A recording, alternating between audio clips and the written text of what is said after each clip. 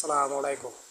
BP নুরের উপরে যে হামলাটা হয়েছে এটার আমি নিন্দা জানাই এবং সেনাবাহিনী পুলিশ মিলে বিপি নুরের উপরে এভাবে হামলা করা ঠিক হয় নাই।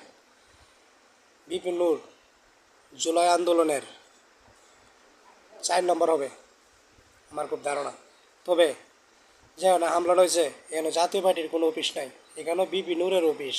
বিপি নুরের অফিসের সামনে হামলা করছে, বলতেছে জাতীয় পার্টি কি পুলিশ, জাতীয় পার্টি কি সেনাবাহিনী? মাথার চোদেরা ইয়া দেও তোমরা।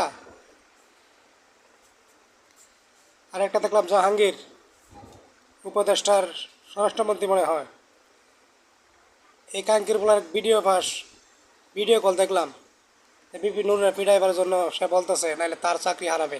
সে বলছে যেটা এরকম ধরনের হামলা করলে গোলাটে হয়ে যাবে।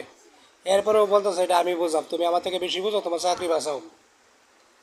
আওয়ামী লীগের দোষর, আওয়ামী লীগের দালাল, একে এই পদে থাকার যোগ্যতা না। আর সরকারি চাকরিতে যেসব মাদারচোদের আওয়ামী লীগের দালাল আছে এদেরকে চাকরি থেকে ছটাই করুন। ইন্নসারিকে আঙ্গুল শুষে এগুলো চোখে দেয় না। আওয়ামী লীগের চাকরিজীবী যতটি আছে দালাল আছে এদের সবাইকে সরকারি চাকরি থেকে বাড়িতে পাঠান, বাড়িতে বসে বসে আঙ্গুল শুষুক। আসসালামু আলাইকুম।